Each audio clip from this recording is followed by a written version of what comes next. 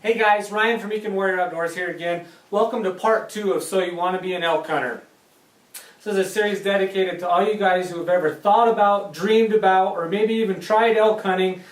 Just need a little something more, a little kick in the pants to give it a try.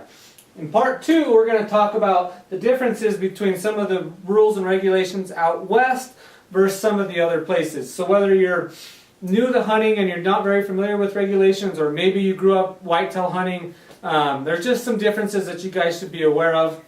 In part 1, we talked about getting a tag. If you missed it, jump back and check it out. Those draw deadlines for tags are early, January through May. If you missed the deadline, you've already put yourself behind the 8 ball. So check that out if you need to learn more about the draw system. But right now what we're going to talk about are again the rules and regulations out west. And these are going to be kind of general because every state is a little bit different. I've hunted in maybe half a dozen states for elk, and they're all just a little bit different. But I want to give you guys a general idea of some of the things to look for as you head out west here to hunt. First of all, know your unit. Your tag is only going to be good for a specific unit or a certain group of units. Even over-the-counter unlimited tags are only good in certain units. They are not good statewide. You guys have got to check into this. If you get caught in the wrong unit, they're going to nail you. So there really is no such thing out west as a statewide tag. I know some of them are labeled that, but even those tags are only good in certain units. So check those out. For the most part, well, entirely out west, one tag means one elk. You know, my son and I went to Texas this fall and hunted, and we bought one tag and it was good for like 100 whitetails and 200 turkeys, and all this stuff was on one tag. It's not the way out west. When you guys get an elk tag, it's only good for one elk. If you're lucky enough to hunt 2 elk in a state, like a bull and a cow, it's going to be 2 separate tags, all right? And small game is different. Small game is not included in your elk tag. Some states require you to buy a small game license in order to buy an elk license, but not all. Know the difference if you're going to try to shoot a grouse or a coyote or whatever when you're out here. Your elk tag generally does not give you the opportunity to hunt small game. Okay, here's a biggie, guys. Here's the big one. Private versus public land. We're incredibly fortunate out west to have vast amounts of public land. And for you whitetail hunters, I know that's not common. The county I live in here in Colorado, we're like 80% public land. I can run out my back door and, you know, hike and bike and four-wheeler and hunt, but not all of it is public. And here's the deal, guys. You've got to research your units, because even in a state like Colorado, there are units that have very little public land. And some units that have a fair amount, the public land is really hard to access because of the private land, okay? And every state's a little different on how they handle private land too. In Colorado, it's up to the hunter to know. So whether it's posted, whether it has a fence, or whether it's nothing, it's the hunter's responsibility to know whether you're on public or private. I hunted in Arizona a couple years ago. Arizona is a state where if you don't post your land, then it's open to hunt. It makes it really easy for hunters, because if there's not a sign, you can go hunt. But you got to know, based on what state you're going to, how they handle that private land, because every state's a little different, and if you get caught on private, you're in trouble. Something else to pay attention to, guys, is state land.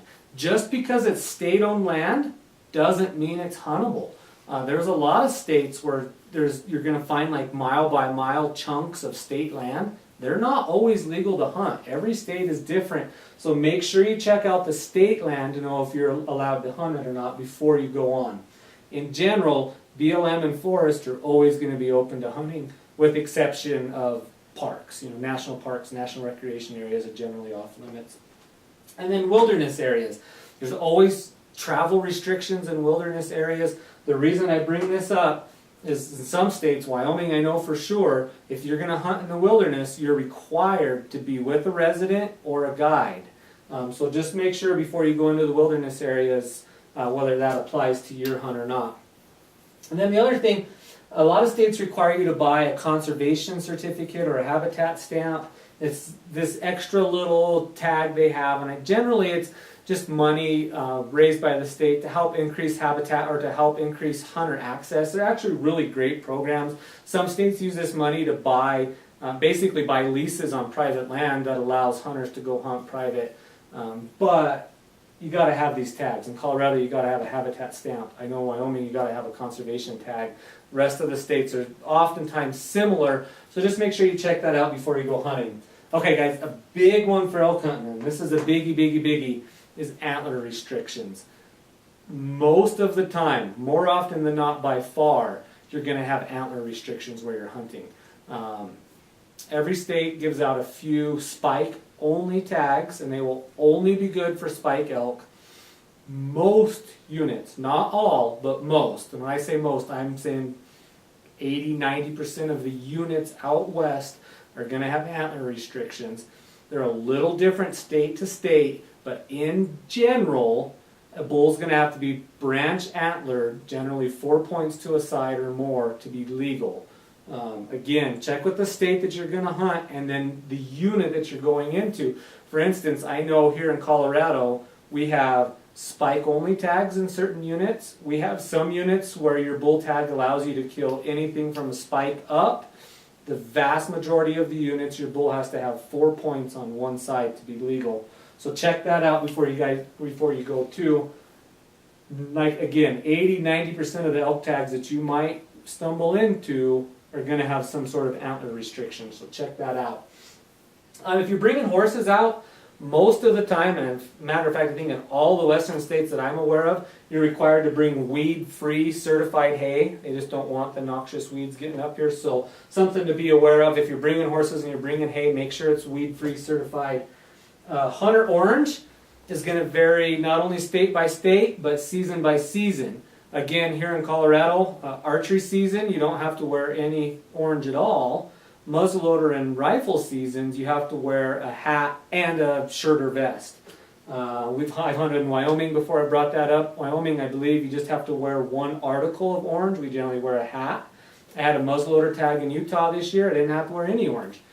So every state's a little different and every season's a little different. Make sure you bring the right amount of hunter orange with you.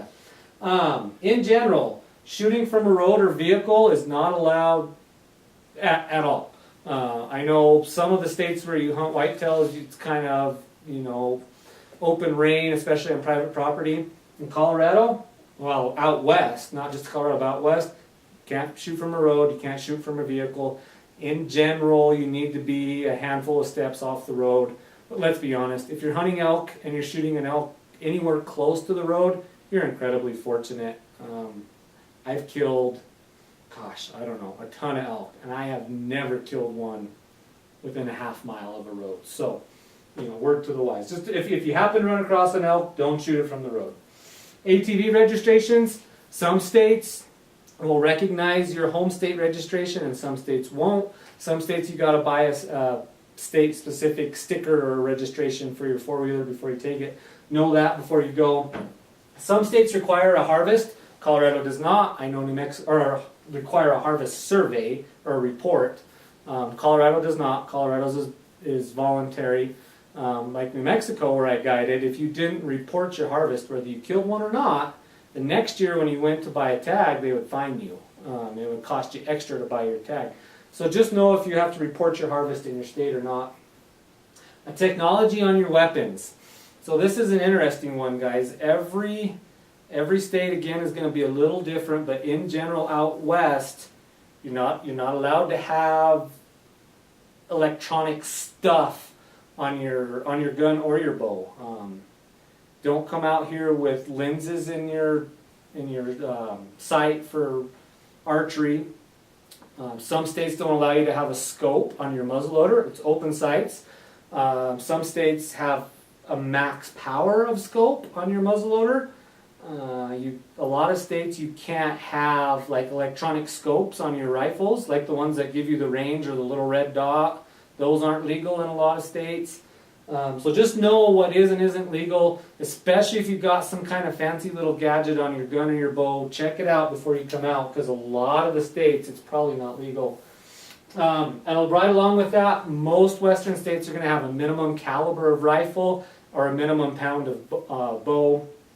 In general, again, this is kind of loose, but if you're shooting a .243 or bigger in your rifle, 45 caliber or bigger with your muzzleloader, 50 pounds or more with your bow, you're probably okay.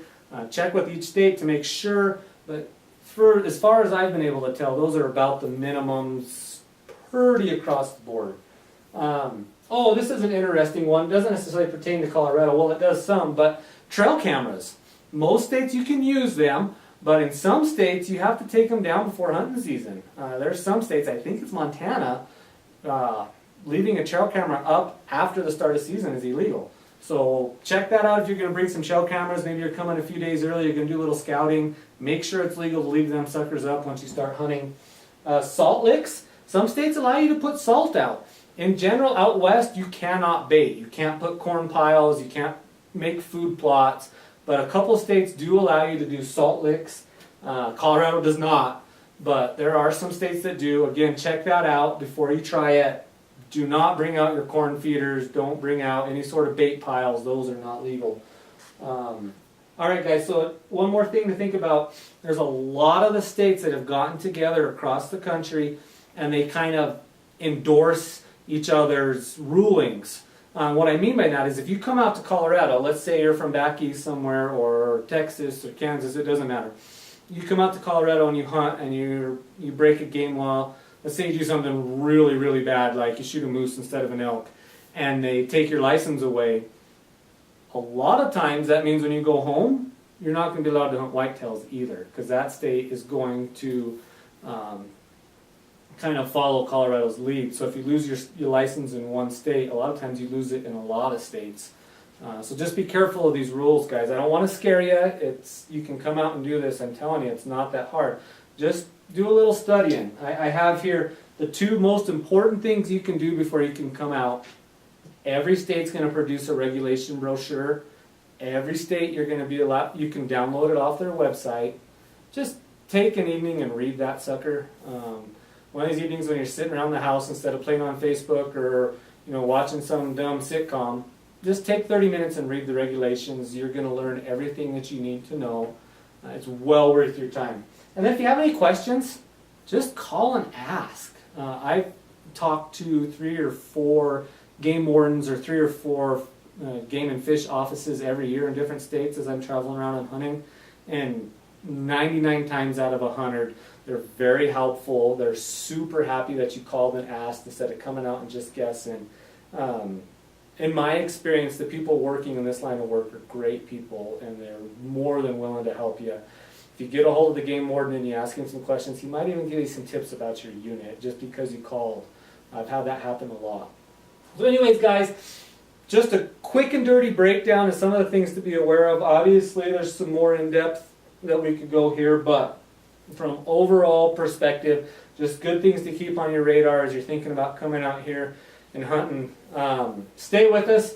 Part 3, we're going to talk about elk movements. We're going to help you find elk, early season, mid-season, late season, what they do during the day. It'll be well worth your time, I promise you. For now, I'm Ryan with Weekend Warrior Outdoors. We'll catch you later.